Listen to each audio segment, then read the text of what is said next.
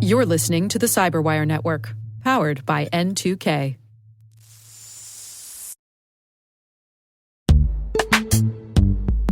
This episode is brought to you by Palo Alto Networks, the leader in cybersecurity. As AI-driven attacks increase, organizations can't afford to have network security that's stuck in the past. Discover how Palo Alto Networks can help you predict what's coming and proactively secure against it with a zero-trust, AI-powered network security platform built to secure whatever, whenever, wherever. To learn more, visit paloaltonetworks.com/network security platform.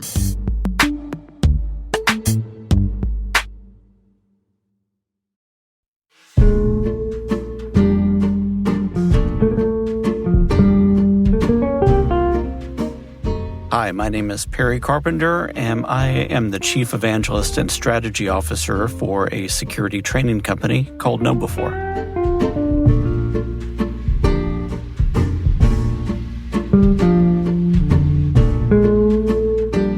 I had no idea what I wanted to be when I was growing up. I started out really focused on music. I was a guy that played multiple instruments. I played keyboard, guitar, and bass, a little bit of drums, and some experimental instruments. All throughout that, though, there was this component where I was also very interested in technology. And so I would convince my parents to buy me the newest computer gadgets that I could get at the time. And this was back in the 80s. And in all of that, I focused a lot on one of my hobbies being computers. But it was only later on, after I kind of tried a few other things in college, that I realized that computing, and then specifically security, was where I wanted to spend my time and effort.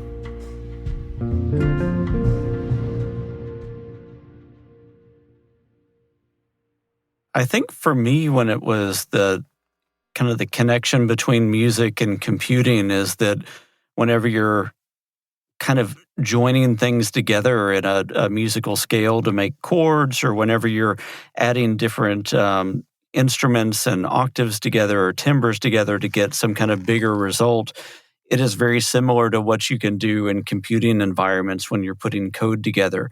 And you're adding new, other libraries to that, or you're enabling other things that become more than the simple components that you've started with. And I think you do see a little bit of a symphony in the way that computing environments work together.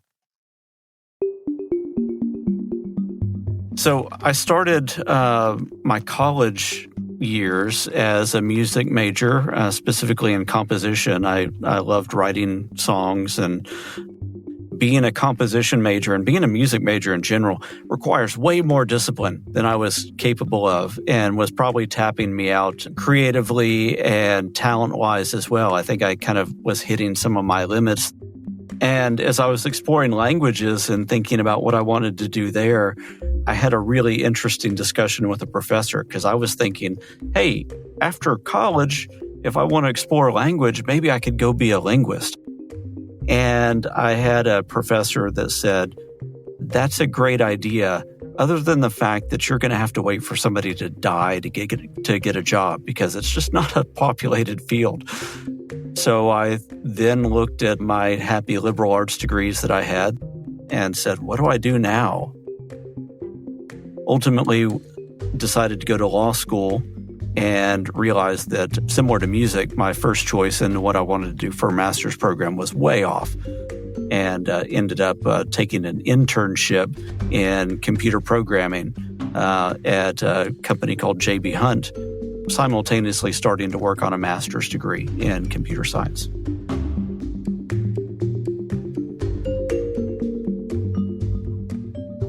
So ultimately, that internship paid off really well. I was there doing research and development, and that was like really interesting work back then. And then ultimately, J.B. Hunt decided to hire me without me needing to complete my master's degree, and just kind of pay me what they would give me if I'd completed that. And then I got hired out of J.B. Hunt by Walmart in order to create an email system that they plan to use in their stores and clubs, and got hired day one in Walmart, got pulled out of the line essentially and assigned to a very large project team creating samsclub.com, because that was the very beginning of the .com boom, and Amazon was a really big up-and-comer back then, and Walmart wanted an answer to that. We finally launched samsclub.com and then got brought back over to the project that I was originally hired for, which was to write email systems for the stores and clubs. Spent a while doing that, as you can imagine. So that working on email was my introduction into security by way of identity management. And so when I was doing that, it quickly grew from security to identity and access management, and from identity and access management to cybersecurity proper.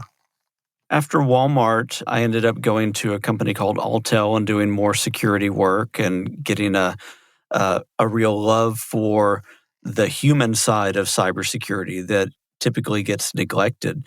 And so from Alltel, I went to Gartner research and focused on security awareness and training research and CISO mentorship, and then ultimately ended up where I work for KnowBe4 now, which is a security awareness vendor that I had tracked and advised back when I was at Gartner.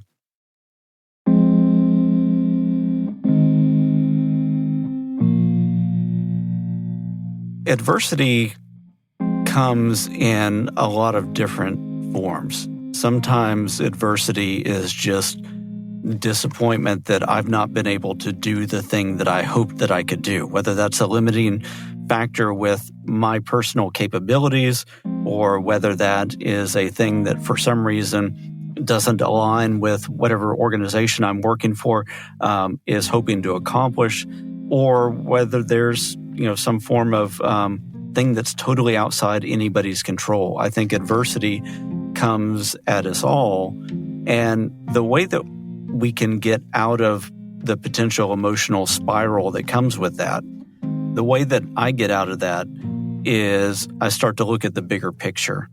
And luckily for those of us in security, there is a cause that we're working towards. There's a purpose that we've given our lives to, which is helping to create a more secure world through reducing risk. So it is kind of zooming out and then saying, all right, maybe this one thing didn't work out, but how can I now move forward in a way that will help accomplish that cause? And who can I bring alongside that can help us accomplish that?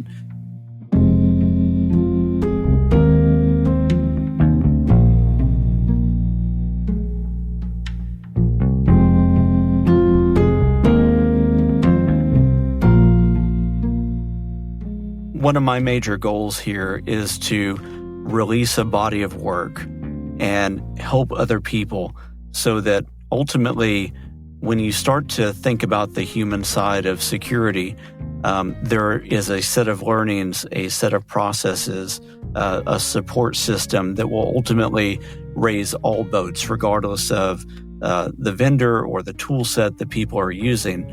I want to be somebody who is advocating for ways that we can accomplish this that don't necessarily tie to a vendor. And yeah, the things that I do, the processes that I help build or the learnings that I help uncover might be applied in a product in some way through the vendor that I'm working for. But in general, you can extract those learnings and apply those in several different ways throughout the industry or regardless of the vendor that's there. And I think that that's a value that many people in my role like to bring. When you're kind of in this evangelist role or this strategy role, you are really serving something greater than the organization that you're working for.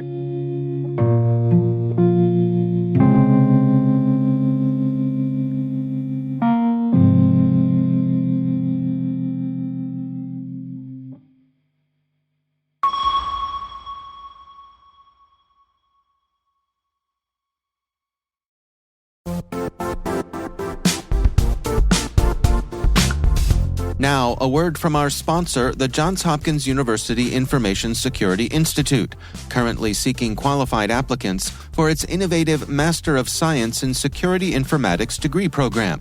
study alongside world-class interdisciplinary experts and gain unparalleled educational, research, and professional experience in information security and assurance.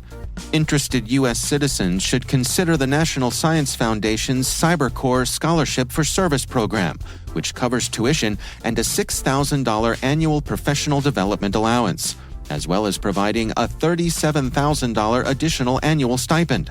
Apply for the scholarship and the fall semester by March 1st. Learn more at cs.jhu.edu/MSSI.